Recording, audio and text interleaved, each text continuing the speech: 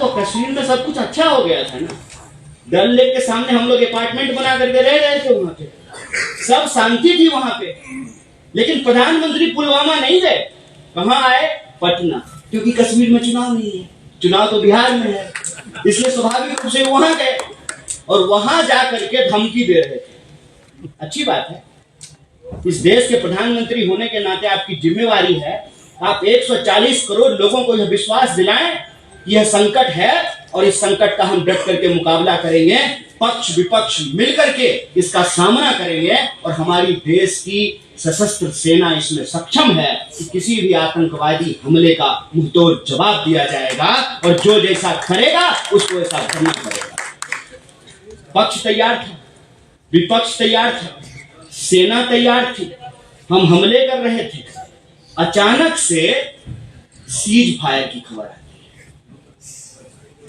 आई, समझ में नहीं आया कि क्या हो गया।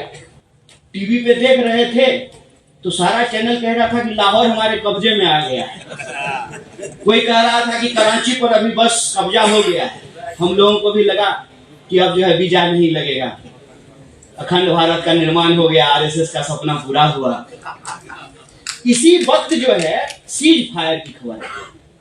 सोचने लगे सीज फायर कैसे हो गया, तो सरकार कुछ बोलती उससे पहले जो है पापा के जो चाचा है ना, पापा जो वॉर रुकवा दिए थे यूक्रेन और रसिया का, मालूम है नहीं? पापा वॉर रुकवा दिए थे यूक्रेन और रसिया का, कल ही हमला हुआ है। कल ही यूक्रेन ने जो है रसिया के ऊपर हमला किया है, जो वॉर मोदी जी रुकवा दिए थे फोन करके।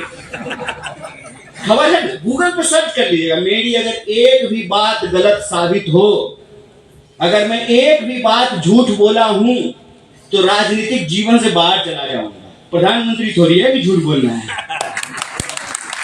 वॉर रुकवा दिए थे मोदी जी, तब विदेश मंत्रालय ने कहा कि नहीं ऐसा नहीं है, जितना प्रशंसा करना है करो, आप उनके समर्थक हो और जो जिसके समर्थन में हो। कहते हैं ना कि किसी सुंदर से प्रेम नहीं होता है, जिससे प्रेम हो जाए ना वही सुंदर लगने लगता है। तो जो लोग मोदी जी से प्रेम में हैं, तो मोदी जी का सब कुछ अच्छा लगता है ना। तो वॉर रुकवा दिए थे।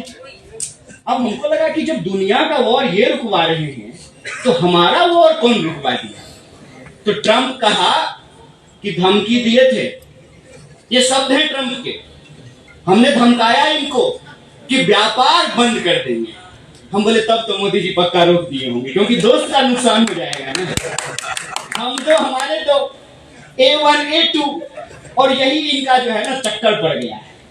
A1 जो है ना वो अमेरिका का माल लेके बैठा हुआ है और A2 जो है वो चाइना का माल लेकर के बैठा हुआ है। अब मोदी जी को बना दिया है फुटबॉल। वो शायरी है ना कि न खुदा ही मिला न विशाले सनम, न इधर के रहे न उधर के रहे। ये फंस गए, ये फंस गए हैं कैपिटल के चक्कर में। कैपिटल का क्या है? घोड़ा अगर बढ़िया चल रहा है तो ठीक है, नहीं तो जो है कोई दूसरा गधा ले आएगा। ये गए हैं फंस। अब इनको समझ में नहीं आ रहा है, चुनाव भी जीतना है, तो ये अंदर जो है ना माहौल बना रहे कि बस 2-4 घंटे की बात है, पीओके हमारा है। हम बोले और बढ़िया है, डल लेक के सामने घर बना रहे थे, अब जो है गिलगित में घर बना लिया जाएगा। क्या दिक्कत है इसमें?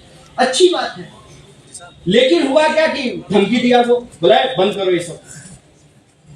तो अब उसके कहने पे क्या करते? अब तो इज्जत बचाने की बात थी, तो कहा कि नहीं उसके कहने पे नहीं किए हैं, पाकिस्तान माफी मांगे। अच्छा, मतलब आप पाकिस्तान पे भरोसा करिए।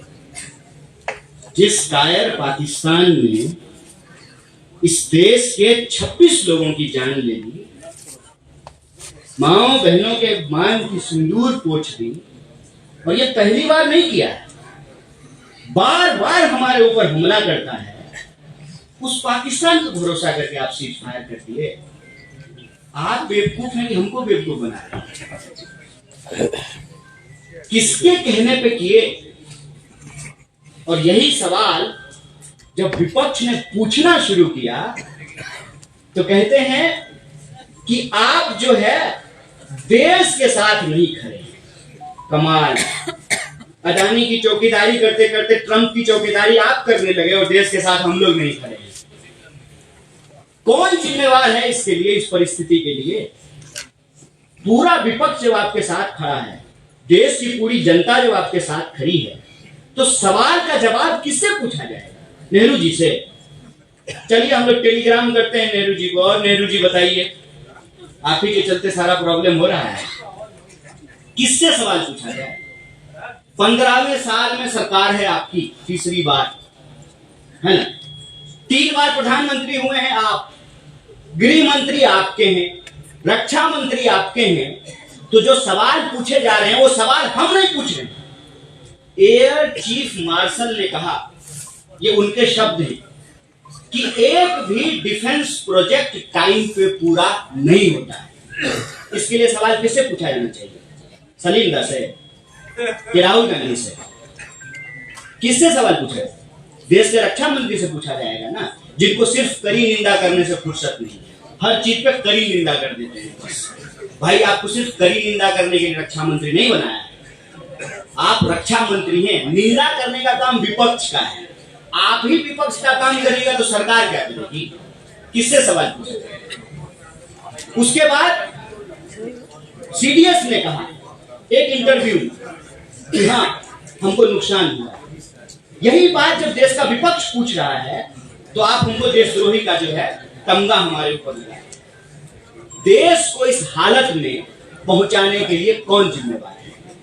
अर्थव्यवस्था आपसे संभल नहीं रही, आपसे जो है विदेश नीति संभल नहीं रहा, और विदेश नीति नहीं समझ रहा है। इसका एक सीधा एग्जांपल देखिए कि सारी पॉलिटिकल पार्टी का एक डेलीगेशन तैयार किया, सारी पॉलिटिकल पार्टी का, और कहा कि जाकर के दुनिया के देशों को बताइए कि हमारे देश के भीतर क्या हालत है और हम किन परिस्थितियों में कार्रवाई की। और सारी पॉलिटिकल पार्टी के लीडर विदेश जाकर के समझा रहे हैं और उसी की पॉलिटिकल पार्टी को मोदी जी देश में घूम घूम करके गलिया रहे हैं। कितना मजेदार है। जिस पॉलिटिकल पार्टी के एमपी देश में, देश से बाहर दुनिया के देशों को ये समझा रहे हैं कि हमने ऑपरेशन सिंदूर क्यों किया, ऑपरेशन सिंदूर के नाम पे ड्रेस पहन करके देश के भीतर उसी पॉलिटिकल पार्टी को ये गलिया रही है।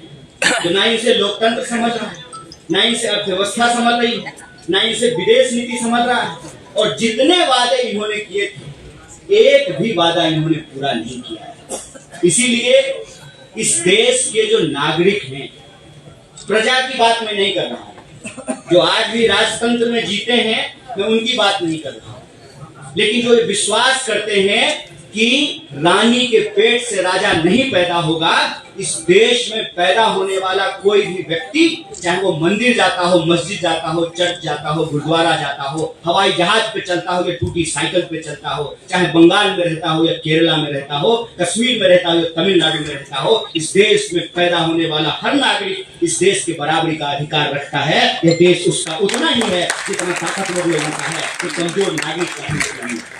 जो इसमें भरोसा रखते हैं उनको एकजुट होने की जरूरत है, और संविधान सिर्फ हमारे लिए बचाने की जरूरत नहीं है, संविधान हमारी आने वाली पीढ़ी के लिए भी बचा कर रखने की जरूरत है।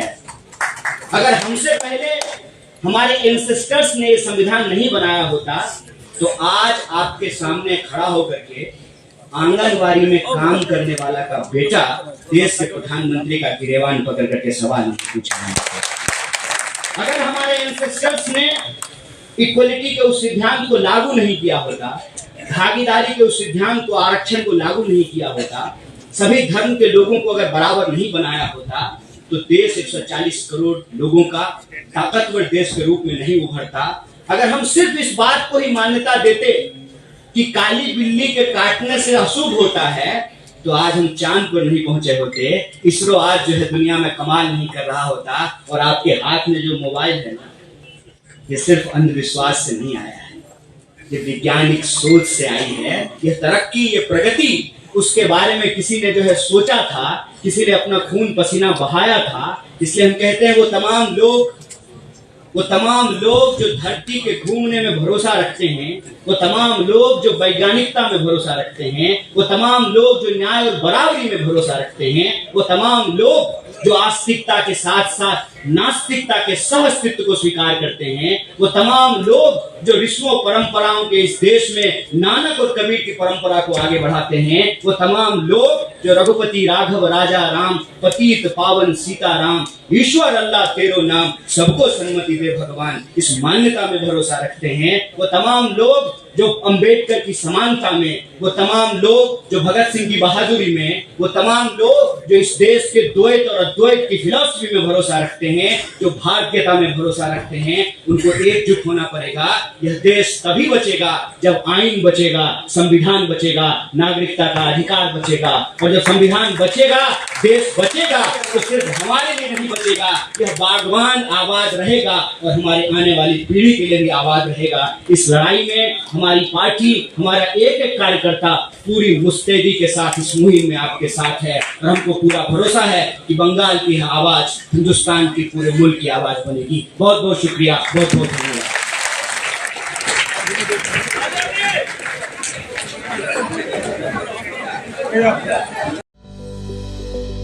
Welcome to K-Mall, a premium project by Kaleen Group. K-Mall is in the heart of Kolkata's electronic, garment and lifestyle hub, Khidirpur.